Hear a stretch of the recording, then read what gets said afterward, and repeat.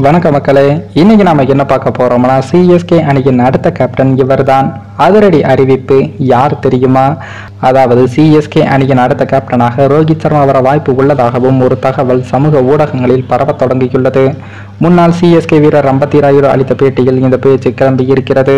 Mumbai Indians அணியின் captain பதவியிலிருந்து ரோஹித் சர்மா சமீபத்தில் நீக்கப்பட்டார். 2024ஆம் ஆண்டு IPL தொடரில் மும்பை இந்தியன்ஸ் அணியின் கேப்டனாக ஹர்திக் பாண்டியா செயல்பட உள்ளார். அதே சமயம் சிஎஸ்கே அணியில் தல தோனி அவர்கள் இந்த ஆண்டு IPL தொடருடன் ஓய்வு பெறுவார் என்றும் கூறப்படுகிறது.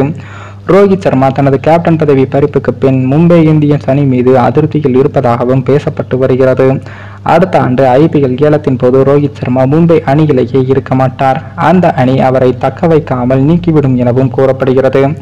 எனவே 2025ஆம் ஆண்டு IPL தொடரில் ரோஹித் சர்மா எந்த அணியில் இடம்பெறுவார் என பலரும் இப்போதே கணித்து வருகிறார்கள். இந்த நிலையில் தான் ரம்பத்தி ராயுடு சமீபத்தில் அளித்த பேட்டி ஒன்றில் ரோஹித் சர்மா இன்னும் 5-6 ஆண்டுகளுக்கு IPL தொடரில் விளையாடுவார் எனவும் அவர் கேப்டனாக இருக்க முடிவு செய்தால் இந்த உலகமே அவருக்கு திறந்து இருக்கிறது, அவர் எங்கே விரும்புகிறாரோ அங்கு கேப்டனாக இருக்கலாம் என்றும் கூறியிருக்கிறார்.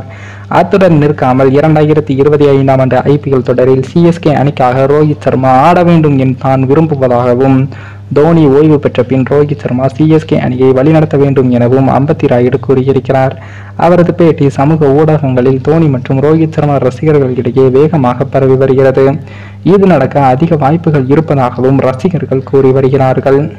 மேலும் இந்த வீடியோ ஏதோ ஒரு விதத்தில் உங்களுக்கு பிடித்திருக்கும் என்று நினைக்கிறேன். நம்ம சேனலுக்கு புதிதாக வீடியோ பார்க்கிறீர்கள் என்றால் மறக்காமல் சப்ஸ்கிரைபர் செய்துவிட்டு பாருங்கள். இன்னொரு வீடியோவில் சந்திக்கும் வரை நான் உங்கள் தமிழ்.